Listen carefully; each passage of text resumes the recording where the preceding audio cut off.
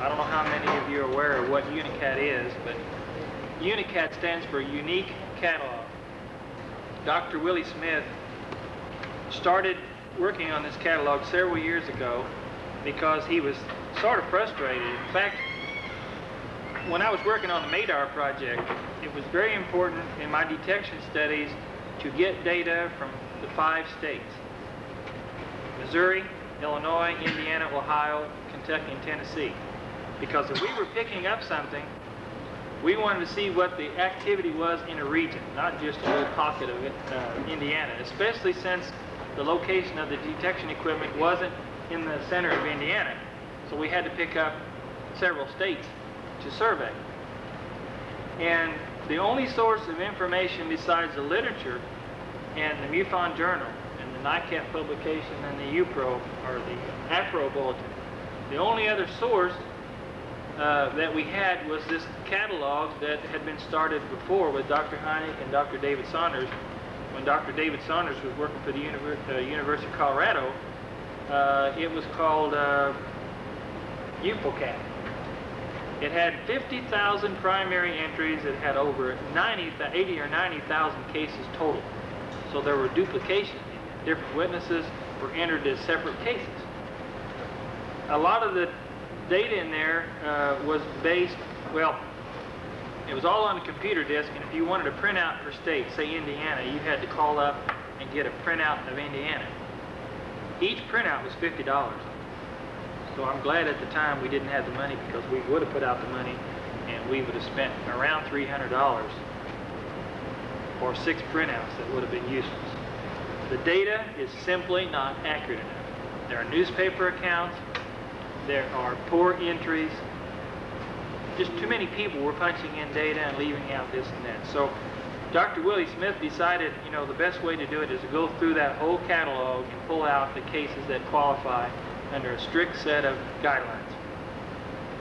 And that way, when you run a computer program and do a study on a particular subset of reports, you're dealing with clean data. You don't have a lot of noise in there.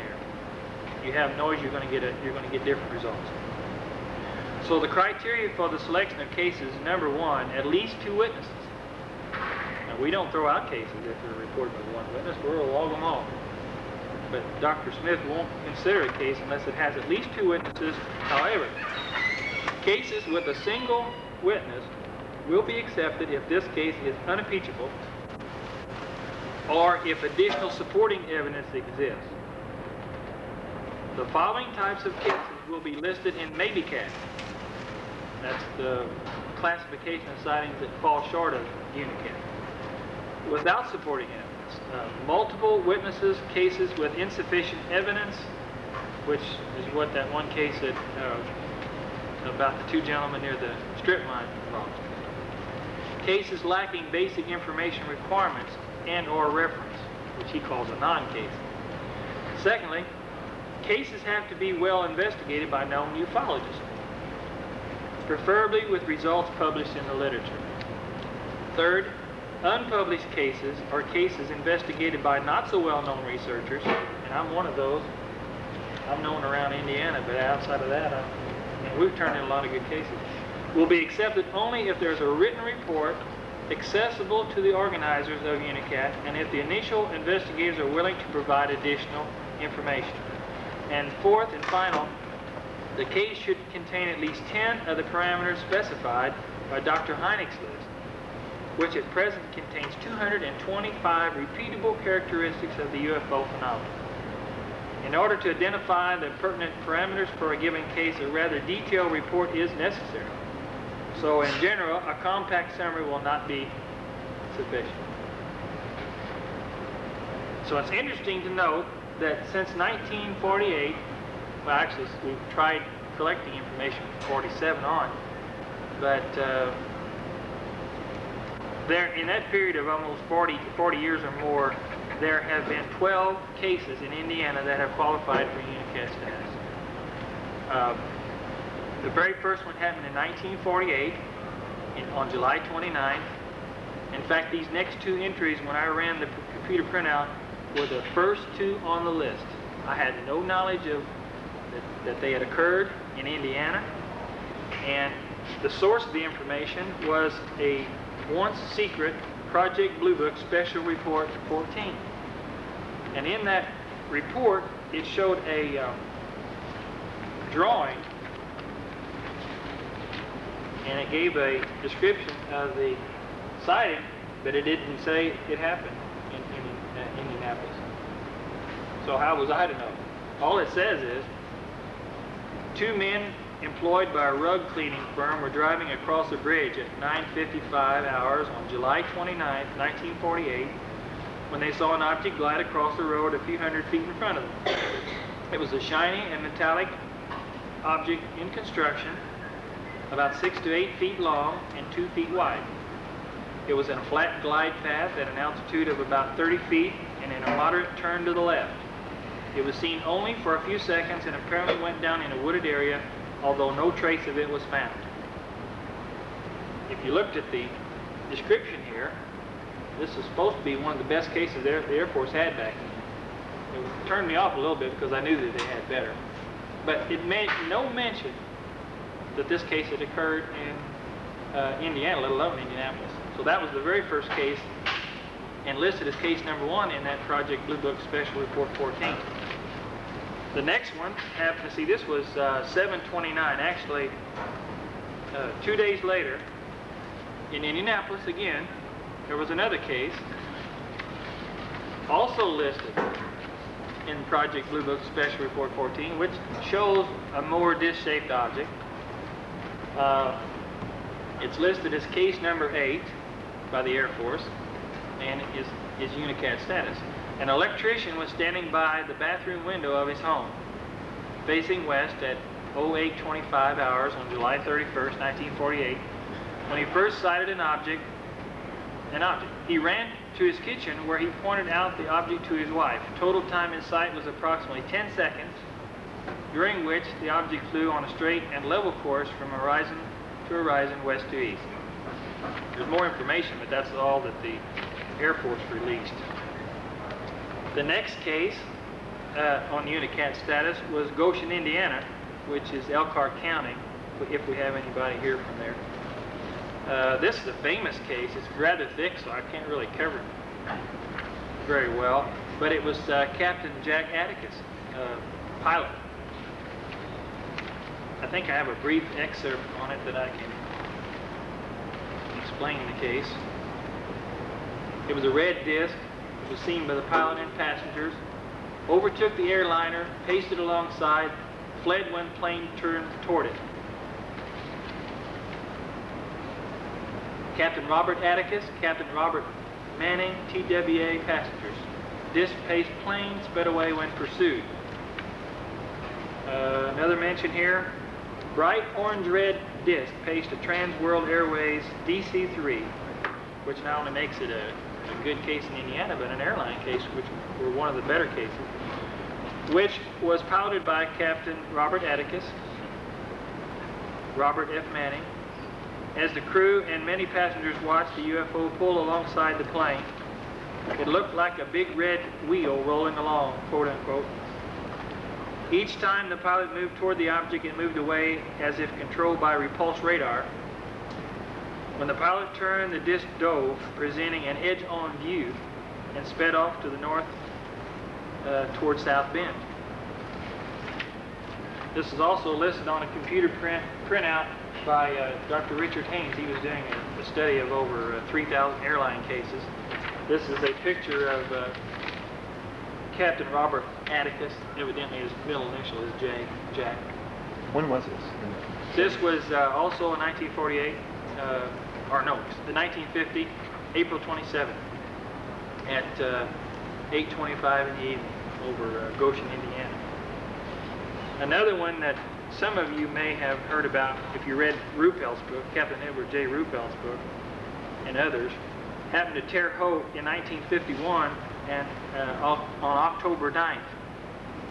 It happened at 1:43 in the afternoon, Vigo County. It involved an object that was observed from Terre Haute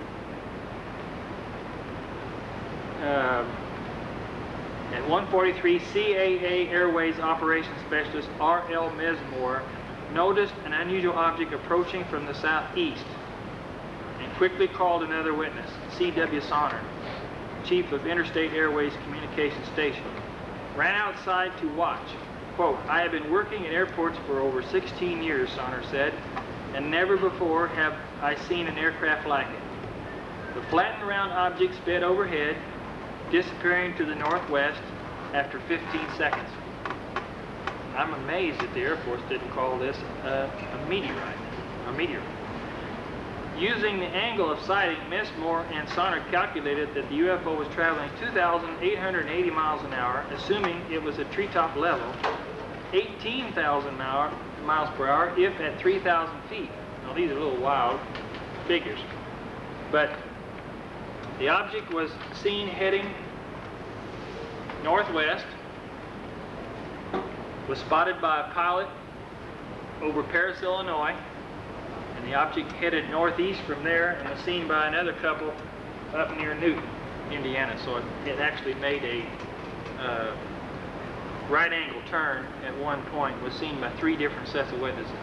Now the Air Force never mentioned the other witnesses, but I've got, I think, a brief excerpt on that. Now this report came from a confidential report from the Air Force, Blue Book Report 14, and that was the only mention of it right here. That's all they stated about it.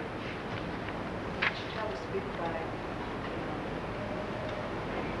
exactly how long it took. Yeah, and estimating altitude. Well, the only calculation was based on what the man at the airport stated. I think 2,800 miles an hour if at treetop level. Now, it didn't fly that fast when it went northwest and then northeast. In fact, they actually didn't see it traveling along that entire leg, but they saw it moving in that direction, and then it was spotted so many miles. So we're assuming, you know, that it was the same object. I believe it was, I can't find it, but it seemed like there was a couple that spotted it at Newton.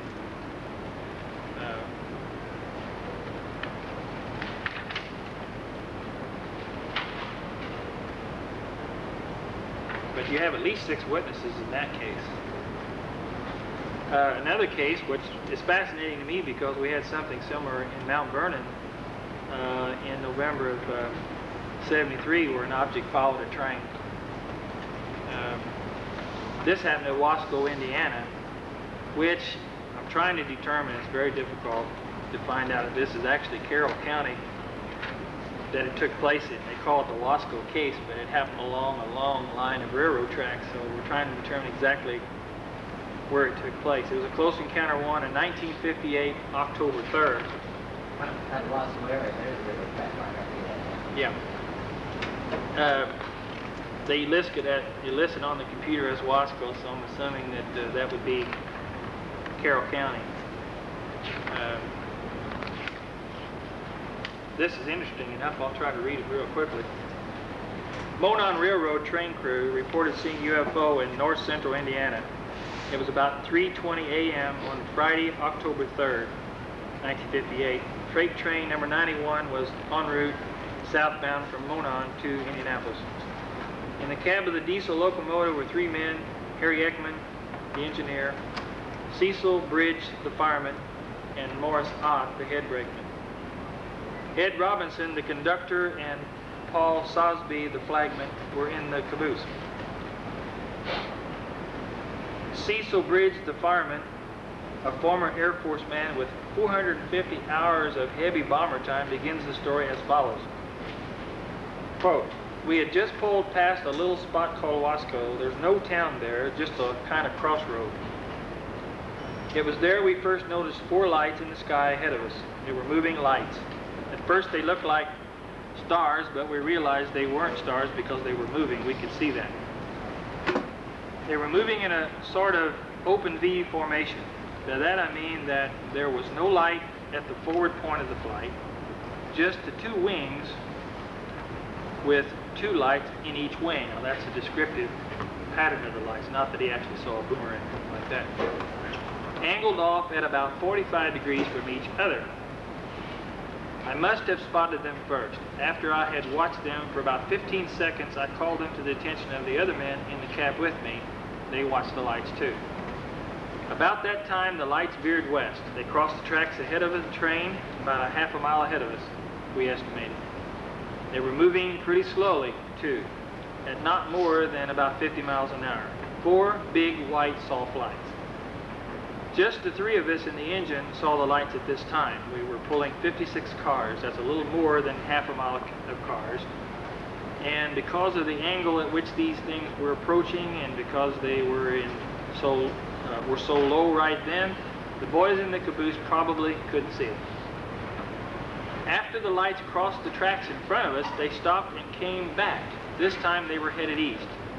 They shot off toward the east and were gone in a few minutes, out of sight. But when they came back, and we all saw them again, they turned on the microphone. We have radio between the engine and caboose. I told the boys in the caboose what we were watching. I talked to Robinson, the conductor, and told him what we had seen.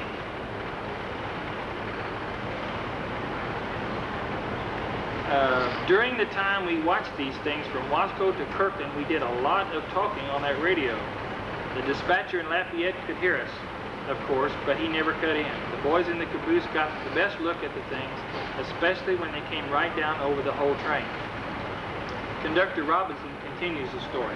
I was sitting in the cupola, looking forward over the train when Bridge called me on the radio. I had already noticed the 4 gobs of light, but I couldn't make out what they were. They were half a mile ahead of the caboose, the whole length of the train. A little bit after he called me, the things went away, and we didn't see them for a few minutes. Then all of a sudden, they came back. This time, they came down over the train, a little way in back of the engine. They were coming toward the caboose. That is, they were going north, and the train was headed directly south. I'd say they were only a couple of 100 feet above the train as they came toward the caboose, and they weren't moving very fast, maybe 30 or 40 miles an hour. It was hard to tell. A fellow just doesn't notice details like that under the circumstances. Freight train is pretty noisy, of course, but I didn't hear any other noise, like the roar an airplane would have made. I think they were silent, or nearly silent at least. They flew over us one after the other, big, round, white things that looked about the color of fluorescent lights, kind of fuzzy around the edges. They didn't glare and they didn't light up the things as they went over. They just came back toward us, over the top of the cars, one after the other. Then they went on down the tracks, maybe another half a mile, and seemed to stop. Sosby and I went out on the back platform where we could see them better. But they were getting pretty far behind us. We could see their lights, but I don't remember whether they were bunched up or not. They were just there. We know that. We could see them behind us right over the tracks. Then they swung off away from the tracks and went fast, very fast, to the east. When they picked up speed, their light got a lot brighter. They got real bright and white like stars, but a lot bigger and moving very fast. Cecil Bridge, observing the same objects from the engine, described what he and the engineer and head brakeman saw. Quote, when these things shot back over to the east of us, they lit up much brighter than they were before. They turned in a line going north or northeast, and we noticed that they lit up in sequence. The front one first, then the number 2, 3, and 4. They changed course and came back past the train. They were going in the opposite direction to us when they made this pass. I guess they were at least a mile or 2 east of us when they did it. They lit up twice. First number 1 would light up, then number 2, and so on. They did that twice as they went past us, traveling in the opposite direction. We noticed too that their color changed. When they first lit up, they were bright white, but when they slowed down, the color changed to kind of yellow, then to orange when they went real slow, a kind of dirty orange.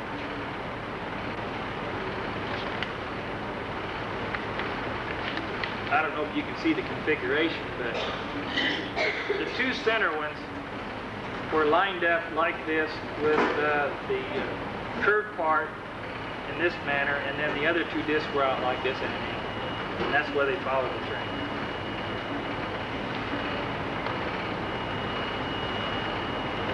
The next one was 1966. It was July 22nd at 11:25. One of the things we notice about these good cases, especially your close encounters, is the kind of hours that they take place in. Usually the wee hours or late at night. Fremont, Indiana is Yuba County. This was a close encounter 1.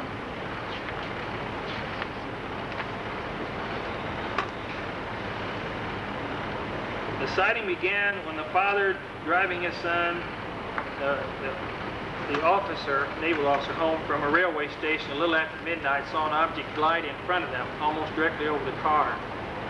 After this had happened 3 times, he said to his son, "Did you see something glide over the car?" "Yes, I did," the son answered. "It looked like a huge prehistoric bird of some kind." When later in an interview I asked my standard question about what familiar object might be substituted for it, as far as shape, and in this case size, the witness said, "Very hard to say. I've never seen anything like it. Well, a Navy sub, but not just like that, of course. I figured I could hit it with a stone. It was that close. Very sharp, just as sharp an outline as if it had been, well, a boiler up there."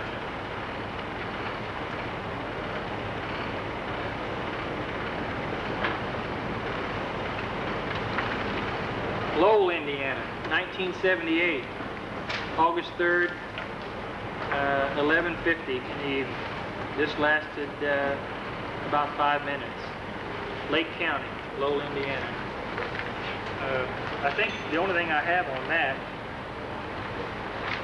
is a little write-up in the UFO Bulletin. There's not a whole lot to it, but it says a 34-year-old resident and his wife watched a distinctly outlined oval form of light with rising bands of shifting colors, hovering very low over trees to the northwest of their home. Angular size was judged to be as large as 5 degrees, or half your fist held at arm's length. As the form appeared to be hovering stationary and silently above, about a block or 2 away, the husband ran out to the car and tried to drive over to that area, but the object was gone by the time he made it there. Meanwhile, his wife stayed behind to watch it from the porch.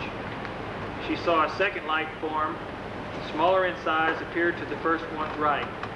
Next, the third one appeared to the left, and in a second or 2 it swung over the top of the first light to the position of the second, which promptly disappeared and seemingly reappeared off further to the left. Then all of the lights vanished. If these are Unicat cases based on those parameters, wait till he sees some of ours, which we're submitting now. Another case in Indianapolis, 1978, August 21, at 5:30 p.m. was a daylight disc, and this is called the daylight frisbee. 33-year-old housewife in the company of her 8 and 10-year-old children watched the silver frisbee from their front porch in this urban residential area 3 miles north of the center of town. Standing outdoors looking up at the clear sky, they saw the saucer in the southeast, much larger than a full moon would look at night, with the estimated real size as large as a car. The frisbee had a sharp outline and a metallic appearance. No sound could be heard over the heavy traffic noise. According to the children, it then shot over to the southwest in 2 seconds. Finally, it moved straight up out of sight in an instant. Greene County, Indiana. Doesn't give the city, but it was 1980, October 26th, the 19th hour, which would have been 7 o'clock. Close encounter 2, mostly silent, 30 minutes in duration, and I have no other information except it says arrangement of lights, mostly silent, ages of observers not given. So I'm requesting information on this one. And this one is one that I was trying to get, for some reason I was trying to get data from Jerry on. I don't know why, but it happened 1982, October 24th, the 9th hour in the morning, Lowell, Indiana, Lake County, close encounter 1. Pilot, 250 hours, flying time, student pilot, Michael Davis, his son, or his father, Everett, UFO shape was a bee's head shape, no noise reported, and ages not given. And the reason I wanted to ask you is because it's probably written under one of your IURs. Same way with this one, 1983, we're getting closer to the present time. January 12th, the 16th hour, which would have been 2 o'clock in the afternoon. Pine Township, Pine County, close encounter 3. 5-minute observation, 3 witnesses. And again, very little information. I'm trying to get this from Dr. Smith. It just says occupation not stated. There were some school children involved. Observer name is Ed Egan, sons John and David. UFO shape, no object observed, which I find strange that is added here, but that's what it says. We're seeking more information here. And the last case on the UNICAT list at present was 1983, August 26th, the 4th hour, Cedar Lake, Indiana, Lake County. Close encounter 2, 2 witnesses, description ribbon of light, swooshing sound, 5-minute observation, no further data. So we have 12 cases. The good news is we have 12 cases out of 155 that we consider primary or important data. There's 12 out of those that have been listed on the UNICAT's computer. The bad news is none of these cases were investigated by any of us here. These occurred before our time. These were investigated by people like Frank Edwards and other people that were doing this type of work years ago, with the exception of the later cases we're just not aware of, like Cedar Lake and Pine Township happened in '83. We've got 15 cases listed on Maybe Cat for Indiana that they're still working. Davis County has one, which we were just talking about, August the 17th, 1986, Montgomery, Indiana, 4 o'clock in the morning. Close encounter 2 by 2 very qualified people, seemingly qualified. One pilot with 4,000 hours flying time and his cohort, which was a member of the Navy SEAL team. And we're still seeking more information to get this upgraded. Delaware County, 1987, February 6th, 9:45 in the evening, Selma, Indiana, close encounter 1. Floyd County, two sightings, 1976, 11:24, November 24th. The 22nd hour, New Albany. This is a nocturnal light plus. It could be upgraded. Still under investigation. And another Floyd County, 1987, 7:14, which was the Georgetown case, cited at 10 minutes after midnight on the 14th of last July, or 87. Nocturnal light, and investigation is concluded, but Dr. Willie Smith wants more information of some type. Harrison County has 4 sightings that are on the Maybe Cat list. The 310, March 10, is no doubt the Nicky Schaller case involving Micam and the other fellow with him. Then there was, on March 23rd, there was another case. I believe that was Nicky Schaller. Believe it or not, that was listed as Maybe Cat. July 27, Amsterdam, Indiana is a trace case, but there's no sighting data to go with it, but it looks like it might be upgraded. And then finally in Harrison County, we had one on 8/23, which there were 15 witnesses, and several of us were there as field investigators. We took a video, which you'll get to see, I hope, today sometime. Jennings County had a sighting on January 5th, 1987, Comiskey, Indiana. I don't think that's going to make it. It's a single witness, and I believe he's questionable. Lake County has one, Mike. It's 1976, September 5th, happened at 1 o'clock in the morning in Hobart, Indiana. Still under investigation. Posey County has 2 cases. Believe it or not, Savah case is not UNICAT. It's still Maybe Cat. A lot more than they want.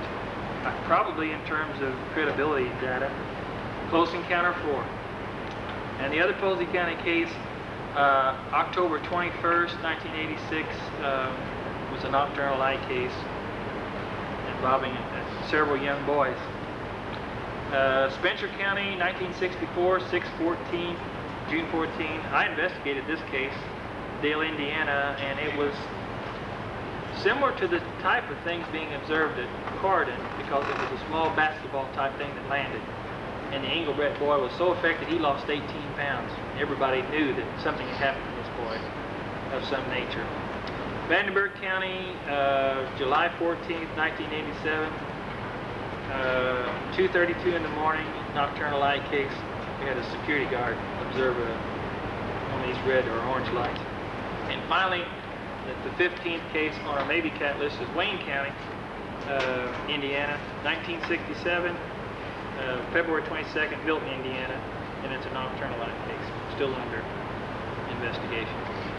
So our prime goal is to take the 156 cases that we've got and get as many on Unicat as possible, because he has about 660 cases on Unicat. And remember, it's unique.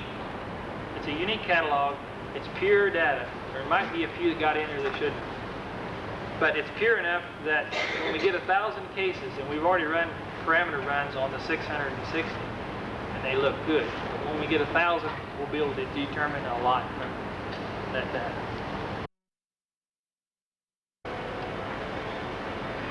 We are constantly working on and improving on a rapid deployment group which can handle virtually any situation.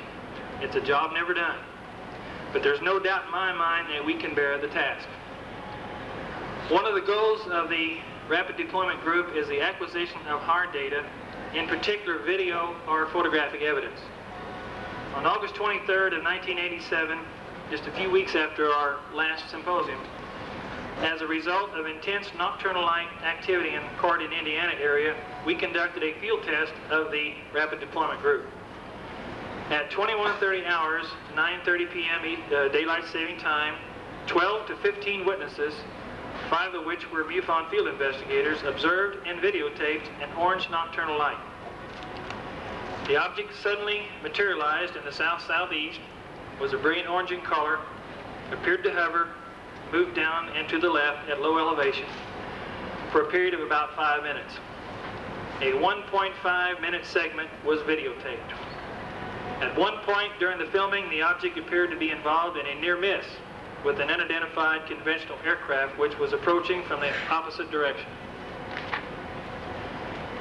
Embarrassing as it seems, nothing much can be gleaned from this well-witnessed and videotaped event. It's listed on our Maybe Cat, or Dr. Willie Smith's Maybe Cat list, but not much more can be gleaned. If properly lighted according to FAA regulations, this could not have been a conventional aircraft, but that's just about where it stands. However, this much we can say about the orange character of some of the possible UFOs observed at Cardin and other areas. Number one, some of the coloring of some of the reported nocturnal lights may be due to atmospheric pollution, and in some cases actually be aircraft headlights. Number two, some of these are too bright to be explained in that manner. 3, some have been reported at or near ground level and only several feet away from the witness.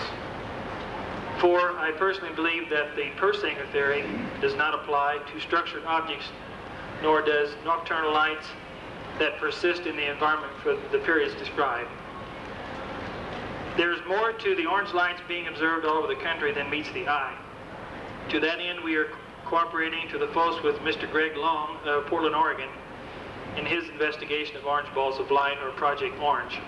There's a little flyer up here that anyone who wants a copy can get it. I don't really know what it'll do because the reports come through us and will be forwarded to Greg anyway. Incidentally, there is more to the Cardin sightings than just orange lights. Structured objects have been reported. There are some trace cases where UFOs were not directly involved, at least visually. There are several abductions that have been reported. The fact that they are occurring in the same area simultaneously indicates that these events are most probably related. The Cardin sightings will be covered hopefully later this afternoon. Gulf Breeze. They got more than $10. I thought it was $5. hang on. I sent her back to the store when she got home. I know she just hasn't got the best reputation, but she has seen them, and people have been out there, you know, and the police have been out there, and they have followed the police also. The police can turn their lights on. That's how they were getting them for the TV station tonight. They'd go up and down the road with their lights going, and that would attract them. Just like somebody's playing games. Right. They're sure playing games. Another plane up there, or what is that? Is that Well, that's a star. well, looks like it keeps No, that's just twinkling, I guess. Twinkling. Yeah, It's just getting twinkling. atmosphere. I thought it looked like it was moving, but I guess it's No, not. well, okay, there's the dust and all of it, pure particles that through the atmosphere.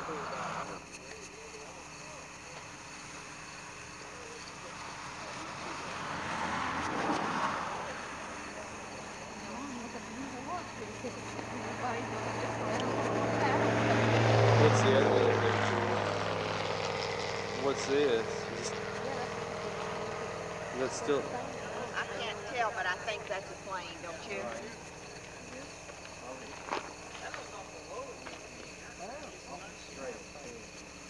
thought it looked like something was falling.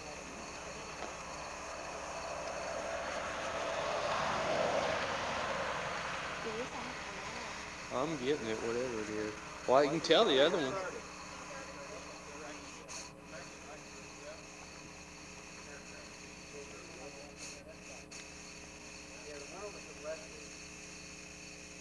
Yeah, the one to the left is definitely an airplane.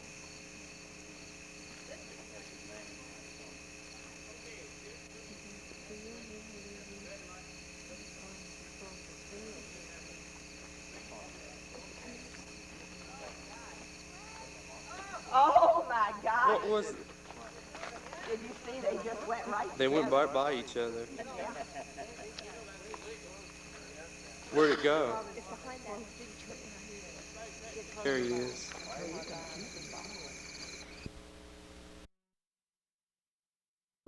In a tiny office in the basement of his home, Francis Ridge works as volunteer director for Indiana's Mutual UFO Network of Investigators. One night in late August, his home video unit spotted this light hovering above Corydon. Oh my God! What was? There's definitely something going on there. Now, how much of it is fact, I don't know. It's kind of hard to say because we don't have all the input, and we never will. Tim Kendall believes he has had the Indiana branch of the Mutual UFO Network details the experience of two Evansville men. The ground was freshly plowed that morning as well. The two men from the Evansville area began looking for Indian artifacts, anything that might have been churned up by the farm equipment. They were about 3/4 of the way across the field when they heard something they at first thought was a boat. Under hypnosis, one of the men describes a UFO that November day. This tape with the time and date of hypnosis was made by Indiana UFO researchers. A ring. It's a ring of light going round and round, around. The common denominator keeps cropping up that they are taking sperm and ova samples. Now, in the case that you observed, the one on videotape, we don't know that this doesn't happen. We didn't ask the question. In the next regression, we will get into that. Currently, more than 300 alleged abduction cases in the United States are under investigation by UFO researchers. Common to many of the people is a round puncture wound below the knee. A Corydon area man interviewed for this series has such a mark. He is currently working with the author of Intruders and undergoing hypnosis. Tomorrow, a look at what UFO believers call the Cosmic Watergate, an alleged cover-up of government knowledge of UFOs. Melissa Swan. Are still being filed reports by NORAD, by members of the government, the military. These reports are going somewhere, and someone is still handling them. And there are a couple of people that claim they made reports, that are still living, that made reports to the military that nobody has seen, either in Blue Book or anywhere else, that went somewhere. Now, maybe they were thrown in a wastebasket. I don't know. Hundreds of government documents obtained by UFO researchers through the Freedom of Information Act detail military UFO investigations. One of the most famous comes from a Canadian investigation. The leader of that inquiry, W.B. Smith, wrote in 1950, "I made discreet inquiries through Canadian embassy staff in Washington, who were able to obtain for me the following information. The matter is the most highly classified subject in the United States government, rating higher even than the H-bomb. Flying saucers exist." In 1969, the military closed its books on UFO investigations. The so-called Blue Book project was turned over to the University of Colorado for further research. UFO researchers say the sole purpose of both investigations was to explain away the mysteries. Right now, they're pretty open about it. They don't want anything to do with it. If you make a report... Saucers, aliens from space. Are they fact or merely fiction? As Dan Katz reports, there's a dedicated group of sky watchers trying to separate the unexplained from the unexplainable. Francis Ridge has the job of collecting information on any UFO sightings in the area. He's director of Indiana MUFON, the Mutual UFO Network. Their job is to gather data and present it to scientists for evaluation. Ironically, as our interview began, his UFO detector, which activates just a few times each year, sounded loud and clear. That is weird. I don't see how you guys could have done that. Is there a magnetic field coming off that thing? Turns out our 600-watt light set it off. But it's an example of just how exciting his business can be. 90% of all UFO sightings can be explained. It's the other 10% that fascinates observers. UFOs can be aircraft, they can be balloons, they can be meteors, they can be a number of things. And it's just natural that people are going to see these things. But there's something else out there that's structured, that is a high-performance vehicle, without a doubt. We've known this from almost day one, and that's what we're concerned about. The only area recording of an encounter with a UFO occurred near Corydon, Indiana in August 1987.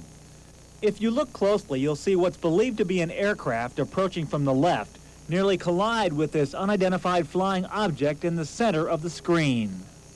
Oh my God! What was... Here's a blow-up of that near collision. While this encounter was recorded, Ridge says there are many other strange sightings being documented by credible witnesses. Who are these aliens? It has to be some type of advanced race of beings of some type. Where they're from, now that's the big question. While most people find the UFO stories a little hard to believe, Ridge says 70% of us think UFOs exist. One of these days, he may make believers out of all of us. In Mount Vernon, Dan Katz, Newswatch 14. And tomorrow on Newswatch... He sparked a keen interest in space exploration, but a 42-year-old southern Indiana man has been studying the heavens and UFOs for a quarter of a century. He's convinced we've been visited by alien spacecraft and spends his free time trying to prove it. This homebound space explorer is the subject of this week's Eyewitness News Extra. You'll never read about Mount Vernon's Fran Ridge in an issue of the National Enquirer under one of those 4-inch headlines that says, "Hoosier talks hog-corn ratio with four-headed space alien." Ridge pursues his hobby of gathering UFO data calmly and intelligently. He even carries a business card identifying himself as a UFO investigator. In his tiny basement office, Ridge studies the stars with his telescope, monitors electronic equipment, and searches the airwaves for unidentified signals. And he hopes and dreams. I don't think we've got any fears. I think we just like to know what the technology is behind it, how it would benefit us, what all this means. Evidently, it has some big meaning.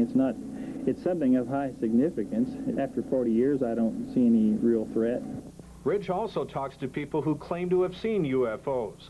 Since the end of World War II, there have been intense sightings all over the world. Ridge thinks 20% of them are valid and that government documents support the belief that we are not alone. The best local UFO sighting was in a field near Solitude, Indiana, July 30th, 1974.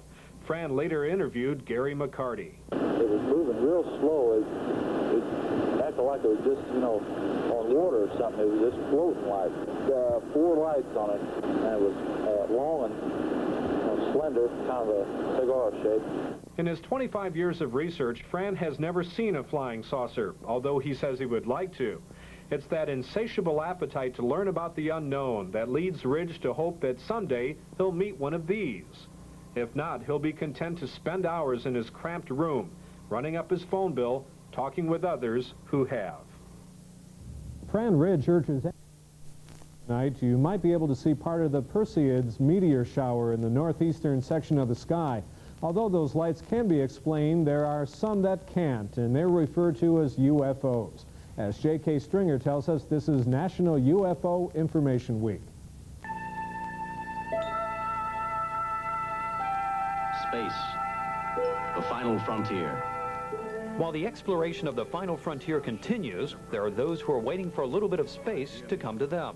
This is National UFO Information Week, sponsored by MUFON, the Mutual UFO Network.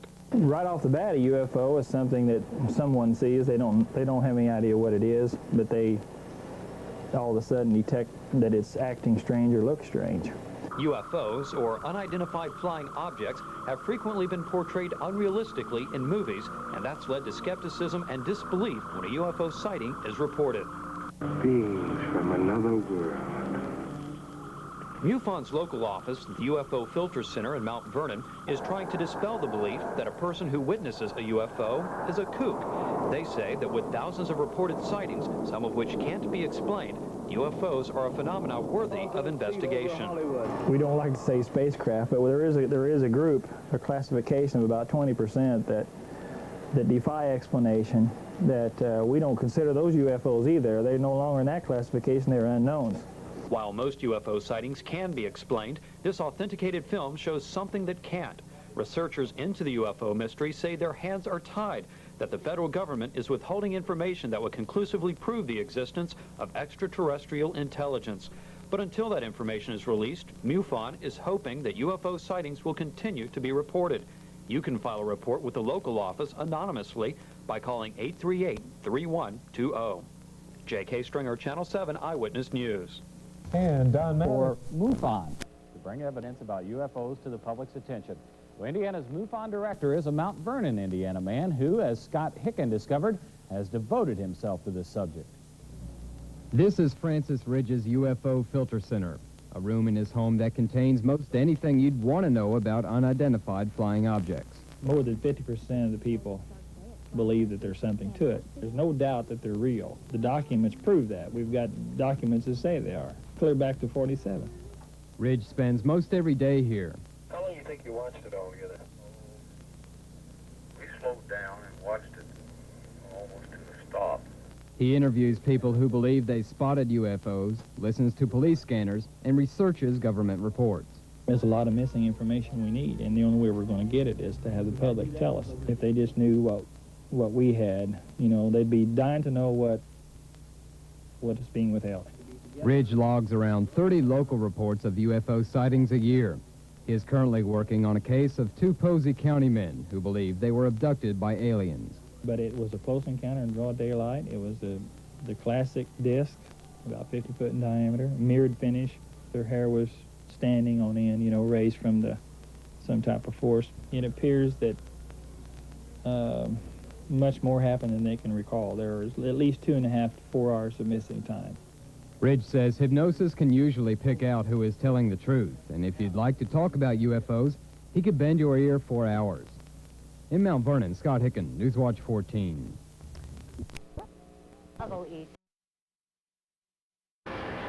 It's an estimate of the situation based on what we know to date.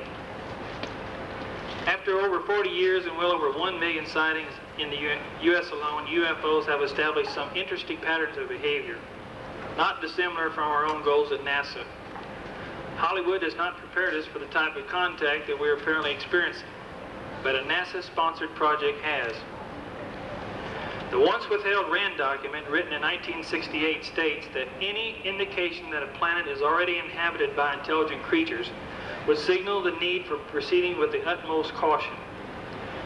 Before a planned landing is made, it would be desirable to study the planet thoroughly for a protracted period of time, to send sampling probes into its atmosphere, and to send surveillance instruments down to the surface.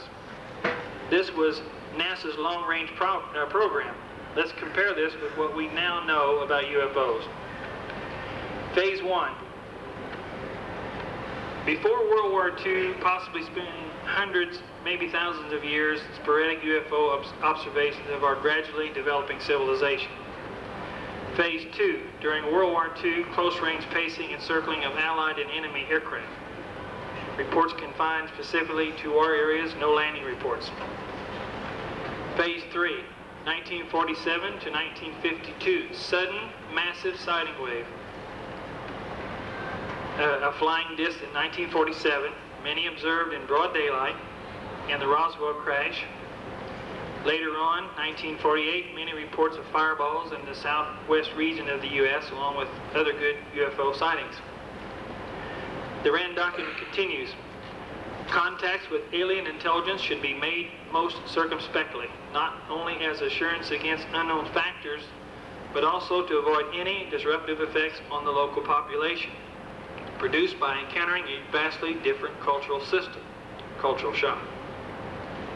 After prolonged study, a decision would have to be made whether to make overt contact or to depart without giving the inhabitants any evidence of the visitation. The evidence. Phase 4, 1952 to 1957. Massive global surveys, apparent buildup of massive information, military, industrial, and general. Several reports of non-contact type landings. Phase 5, 1957 to 1964. This phase, like so many others, identified with a sudden sharp increase in sightings, began in 1957 with a sudden brief outbreak of verified landings, close approaches, after the successful launching of man's first artificial satellite. Phase 6, 1958 to 1964. General surveillance maintained, occasional increases, very few landings. Phase 7, 1964 to 1973. Verified landings and steady increases in close approaches to cars on highways, inhabited sections, and rural areas. The abduction syndrome starts to surface. Phase 8, 1973 to 1974. Massive global sighting wave with close encounters. Many reports of humanoids observed. Phase 9, which is really 1975 to date. Though difficult to isolate as a phase, this period began with a lull in sighting activity, increasing again with several good abduction cases beginning in 1983. All during these periods of varied and escalating activity, from World War II on, there have been many hidden abductions, what we refer to as the covert contact phase, details of which have surfaced through the use of regressive hypnosis. The following has been based on recently acquired military documents and research by MUFON. It also includes a synopsis of older phase studies by NICAP and an interesting outline by Jim McCampbell, who's our Director of Research. The Air Force Project Grudge report of December 49, Technical Report 102 AC 49/15-100, reference 9, concluded on the basis of intelligence reports of UFOs that the objects were of three basic types. Number 1, the most numerous reports indicate daytime observations of metallic disc-like objects, roughly in diameter 10 times their thickness. 2, rocket-like objects. 3, sharply defined luminous objects appearing as lights at night. Reliable reports, authenticated photos, and motion pictures indicate that genuine UFOs, about 20% of the total reported database, can be divided into actually 5 basic physical shapes and sizes. Probes, small, standard, large, and carriers. Even though close encounters are more numerous now than in the early years, most of these cases occur at night and reported by the civilian public. A major portion of the early data, 1947 to 57, consists of daylight sightings reported by military personnel. Therefore, the data for this shape study is not new. It's very accurate and very important in this study. Other shapes have been reported in such rare appearances. One of these is a V-shaped object. Another is a triangle, sometimes black with running lights. A UFO Type 1, which is basically what we're getting from the Corden area. It was also seen during World War II. It's listed by McCampbell as a probe, spheres and discs between 1 and 3 feet in diameter. Period, World War II, Foo Fighters, 1948, green fireballs in the Southwest, and some isolated cases to date, such as Dale, Indiana, 1964, the Cordon area. Recent areas of more intense activity, such as Cordon and other areas under study where there are numerous reports of small, predominantly orange, low-altitude objects have been observed. Purpose? According to McCampbell's theory, almost certainly sensing devices either program or remotely control. The kind of measurements they take or make can only be guessed. Flight characteristics: they have been seen to emerge from standard craft, fly around for extended periods, then return for pickup. Small, or Type 2 Earth Excursion Module, small. Three principal types eventually belong to this group. An egg-shaped machine about 6 to 8 feet long that flies with its long axis vertical. Excuse me, I got the wrong one. There have been reports of an egg-shaped machine similar to this that flies vertical, but this one is the other one, Class B. The one that flies vertical with its long axis vertical, comparable in size to a compact sedan. B, an elongated cylinder without external appendages that flies in the direction of its axis, comparable in size to the body of a jet fighter. And C, a spherical object about 15 feet in diameter. D, scattered reports of triangles, sometimes black, flying wings and objects approximating the description of current stealth aircraft which can hover or fly at low altitude without any discernible noise. A Type 2A has a period of from 1957 on with other isolated cases prior. The Type 2B, World War II, isolated cases. After that, sporadic cases throughout reported UFO history. 2C, commonly reported throughout the entire period. Purpose? Class of small, apparently manned vehicles used for landings, most probably short-range recon or scout craft. A good example of that would be similar to our lunar excursion module. Flight characteristics: generally no sound reported except on close encounters under 1,000 feet, or excuse me, under 500 feet, when a hum or buzzing sound is sometimes reported. No visible means of propulsion, capable of hovering, taking off at extreme high speed from a dead start. UFO Type 3, standard craft. This group, accounting for about half of the sightings, is dominated by the basic disc with numerous variations. Most common size reported is about 25 to 35 feet in diameter. Period, especially apparent from 1947 to 1952. Purpose, apparently unmanned, with the exception of the one on the bottom, excuse me. Apparently unmanned, this craft violated airspace around the world, probably safely testing our defenses. More complicated unmanned missions could be completed with this type of craft as compared to the Type 1, part of systematic world survey. Flight characteristics, extremely maneuverable and extremely fast. These objects easily outdistance any interceptors that were scrambled. Several reports are on record of them being fired upon without any damage due primarily to their high maneuverability. Type 4, large, several different types. Most frequently reported is a disc about 100 feet in diameter. An even larger one, several stories tall inside, probably has a diameter between 250 to 300 feet. A large cigar-shaped craft could also be included here. Not the mothership type, but the smaller cigar. Period, 1952 to date. The artist's conception of this appeared in an Air Force manual 200-3, a classified document indicating a dome disc was now being observed. The sudden appearance in 1952 seemed to indicate a new phase in the UFO operations. Purpose? From the size and description of the structured dome, this craft is almost probably manned. Purpose appears to have been the manned counterpart of a massive world survey, if based on our standards. The Type 3 was phased out at this point, at least in frequency. Government documents showed definite concern and a change in policy of handling of reports at the same time.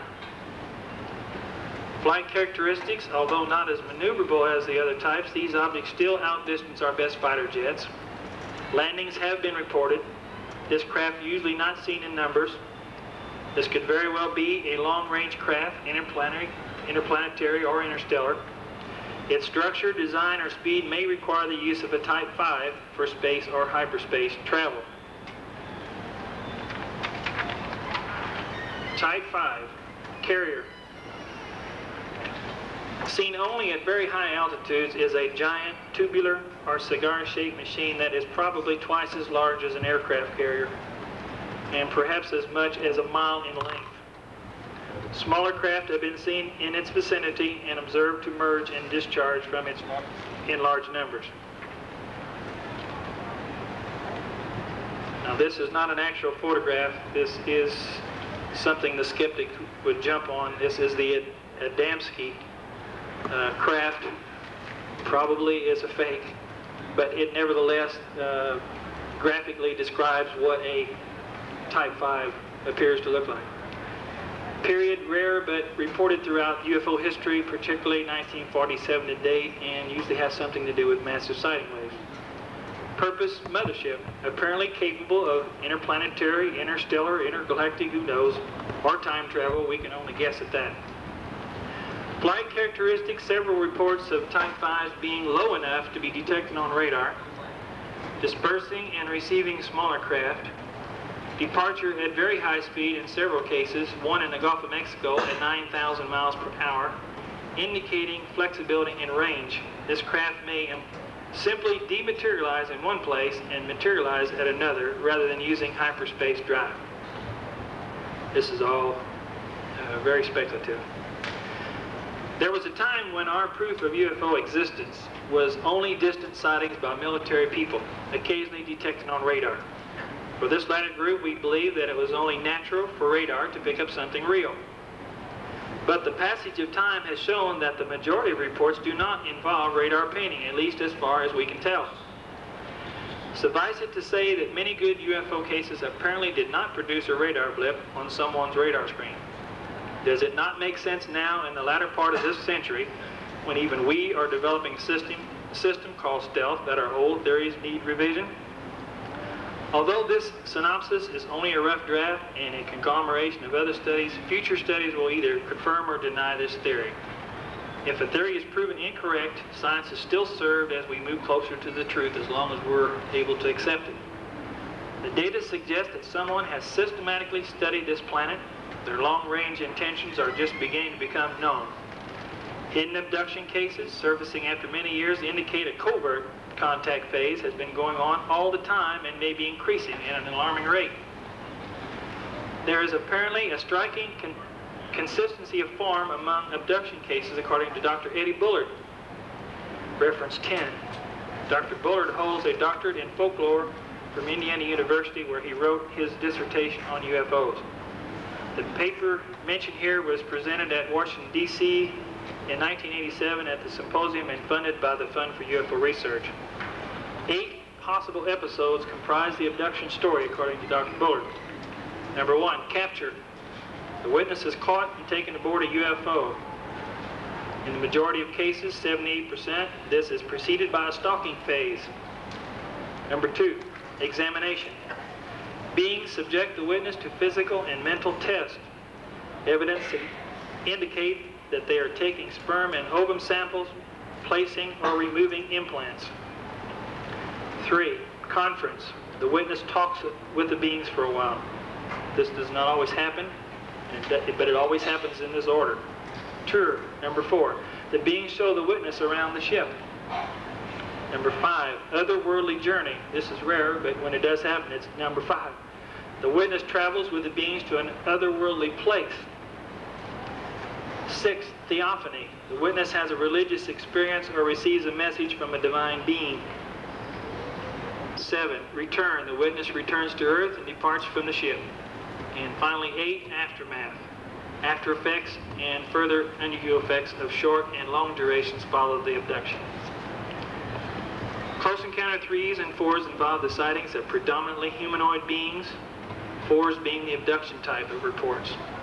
The description of the humanoids vary, and the evidence indicates, as recently stated by Dan Wright, MUFON's Deputy Director of Investigations, that we are dealing with not one, but several advanced intelligences, not all of which are necessarily benevolent or even here for the same purpose. We read this statement a while ago.